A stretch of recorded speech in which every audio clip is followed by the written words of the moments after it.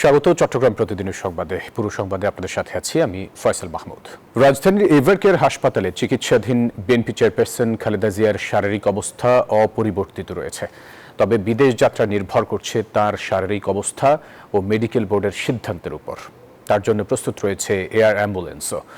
খালেদা জিয়াকে দেখতে হাসপাতালে এসেছেন পুত্রবধূ ডক্টর জুবায়দা রহমান। 14 দিন ধরে সাবেক প্রধানমন্ত্রী খালেদা জিয়া এভারকেয়ার হাসপাতালে চিকিৎসাধীন।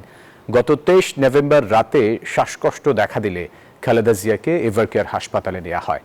অধ্যাপক শাহাবুদ্দিন তালুকদারের নেতৃত্বে দেশি বিদেশি বিশেষজ্ঞদের সমন্বয়ে গঠিত মেডিকেল বোর্ডের অধীনে খালেদা জিয়ার চিকিৎসা কার্যক্রম চলছে। বিএনপি চেয়ারপারসন বেগম খালেদা জিয়ার রোগ মুক্তির কামনায় আজও দেশের বিভিন্ন মসজিদ, মন্দির, পেগোডা ও গির্জায় দোয়া মাহফিল অনুষ্ঠিত হয়েছে। খালেদা জিয়ার রোগ মুক্তি কামনায় সকালে রাঙামাটি রাজবন বিহারে বিশেষ প্রার্থনা অনুষ্ঠিত হয়েছে। প্রার্থনায় অংশগ্রহণ করেন আসন্ন জাতীয় নির্বাচনের বিএনপির মনোনীত চূড়ান্ত প্রার্থী, রাঙামাটি জেলা বিএনপির সাবেক সভাপতি ও কেন্দ্রীয় কমিটির ধর্ম বিষয়ক সম্পাদক অ্যাডভোকেট দীপেন দেওয়ান, বিহারের আবাসিক প্রধান প্রজ্ঞালঙ্কার মহাস্থবির ও জ্ঞানপ্রিয় মহাস্থবির সহ ভিক্ষু সংঘের সদস্যরা খালেদা জিয়ার দ্রুত রোগ মুক্তি কামনায় বিশেষ প্রার্থনা করেন। এদিকে প্রবাসী ফোরামের উদ্যোগে কুমিল্লায় খালেদা জিয়ার রোগ মুক্তি কামনায় বিশেষ দোয়া মাহফিলের আয়োজন করা হয়। উপজেলার পাশাপুর কেন্দ্রীয় জামে মসজিদে এই দোয়া মাহফিলের আয়োজন করা হয়। ত্রয়োদশ জাতীয় সংসদ নির্বাচনে চট্টগ্রাম ৯ আসনে অবশেষে প্রার্থী চূড়ান্ত করেছে বিএনপি। ধানের শীষের প্রতীক পেয়ে ভোটারদের দ্বারে দ্বারে ছুটছেন বিএনপির প্রার্থী আবু সুফিয়ান। এই আসনে প্রতিদ্বন্দ্বী জামায়াতের প্রার্থীর পাশাপাশি রয়েছে এনসিপি সহ অন্যান্য আরও কয়েকটি দলের প্রার্থী। গণসংযোগ ও প্রচারণায় ব্যস্ত সময় পার করছেন প্রার্থীরা, দিচ্ছেন নানা প্রতিশ্রুতি। ভোটাররা চান সুষ্ঠু নির্বাচন ও যোগ্য প্রতিনিধি। আবু জাবেদের ছবিতে চট্টগ্রাম থেকে আরও জানাচ্ছেন নয়ন বড়ুয়া জয়।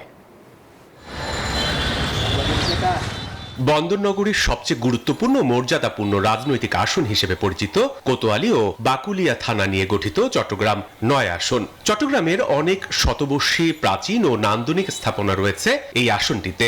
এর মধ্যে অন্যতম আন্দরকিল্লা, শাহী জামে মসজিদ, এছাড়া রয়েছে আমানত শাহর মাজার, চট্টগ্রাম বৌদ্ধ বিহার, সনাতনী মন্দির, গির্জা ও ঐতিহাসিক লালদিঘি ময়দান। এখানেই প্রতি বছর বসে জব্বারের বলি খেলা। চট্টগ্রাম ৯ আসনে মোট ভোটার ৪,০৯,৫৮৭ জন। এর মধ্যে পুরুষ ভোটার ২,১১,৭৪৭ জন আর নারী ভোটার ১,৯৭,৮৩২ জন। আসনটির রাজনৈতিক গুরুত্ব অনেক বেশি হওয়ায় এখানে প্রধান দলগুলোর পক্ষ থেকে প্রভাবশালী বা হেভিওয়েট প্রার্থীরা প্রতিদ্বন্দ্বিতা করেন। আগামী নির্বাচনে এই আসন থেকে বিএনপির মনোনয়ন পেয়েছেন প্রবীণ রাজনীতিবিদ আবু সুফিয়ান। মনোনয়ন পাওয়ার পরপরই তিনি ব্যস্ত সময় পার করছেন গণসংযোগে। মানুষের আকাঙ্ক্ষার যে বাংলাদেশ, মানুষের স্বপ্নের যে বাংলাদেশ, মানুষের যে অধিকারের বাংলাদেশ, সেটা ইনশাআল্লাহ বিএনপি প্রতিষ্ঠা করবে। আর এই আসনে জামাতের হেভিওয়েট প্রার্থী হিসেবে মনোনয়ন পেয়েছেন ডাক্তার AKM ফজলুল হক। তিনিও চালিয়ে যাচ্ছেন গণসংযোগ, দিচ্ছেন নানা প্রতিশ্রুতিও। আমরা যদি ইনশাআল্লাহ ক্ষমতায় যেতে পারি তাহলে আমরা সব এলাকা সার্ভে করে তাদের এখানকার এলাকার সমস্যা, যোগাযোগ, জলাবদ্ধতা, তারপরে হচ্ছে চিকিৎসার যেটা অপ্রতুলতা, এই সবগুলা নিয়েই আমরা বাস্তবায়ন করার জন্য চেষ্টা করব। চট্টগ্রাম ৯ আসনে সবচেয়ে বড় সমস্যা জলাবদ্ধতা। একটু বৃষ্টি হলেই চকবাজার, বাকুলিয়া সহ বেশ কিছু এলাকা পানিতে ডুবে যায়।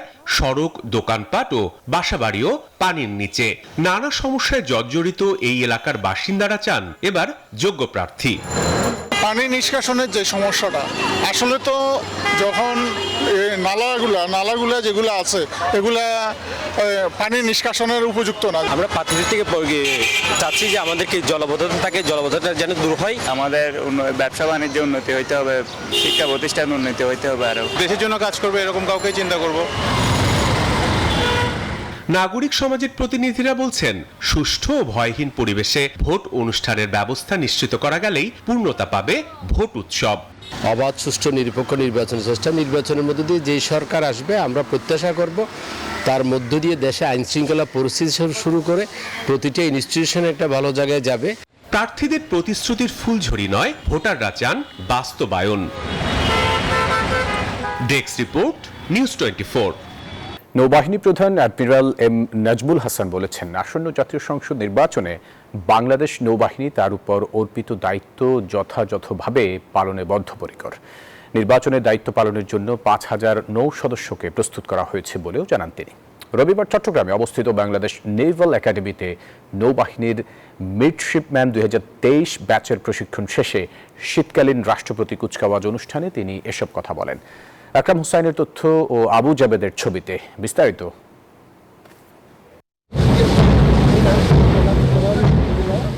চট্টগ্রামের পতেঙ্গায় বাংলাদেশ নেভাল একাডেমিতে রোববার সকালে অনুষ্ঠিত হল নৌবাহিনীর শীতকালীন রাষ্ট্রপতি কুচকাওয়াজ। মনোজ্ঞ কুচকাওয়াজ পরিদর্শন ও অভিবাদন গ্রহণ করেন নৌবাহিনী প্রধান অ্যাডমিরাল এম নাজমুল হাসান। ৩ বছরের কঠোর সামরিক প্রশিক্ষণ শেষে এবার সাব লেফটেন্যান্ট পদে কমিশন পেলেন ২ জন নারী সহ ৩১ জন মিডশিপম্যান। প্রশিক্ষণ শেষে তারা দেশের স্বাধীনতা ও সার্বভৌমত্ব রক্ষার শপথ গ্রহণ করেন। আমি এই ৩ বছরে যা কিছু শিখেছি এই সব কিছু আমি আমার পরবর্তী জীবনে আমার দেশের প্রতি আমার যত দায়িত্ব কর্তব্য আছে তা আমি সঠিকভাবে এবং নিষ্ঠার সাথে পালন করার চেষ্টা করব। বাংলাদেশ নেভাল একাডেমি দেশ মাতৃকার জন্য যে অফিসারগুলো তৈরি করছে তার মধ্যে আমার ছিল একজন, সে সততার সাথে নিষ্ঠার সাথে আরও এগিয়ে যাবে দেশের সেবা করে এই ব্যাপারে আমার অত্যন্ত খুশি। দৃষ্টিনন্দন কুচকাওয়াজ শেষে বিভিন্ন বিষয়ে কৃতিত্ব দেখানো প্রশিক্ষণার্থীদের হাতে তুলে দেয়া হয় গৌরবময় পদক। কুচকাওয়াজ শেষে প্রধান অতিথিবৃন্দ এবং অভিভাবকরা নবীন কর্মকর্তাদের কাঁধে এপুলেট পরিয়ে দেন।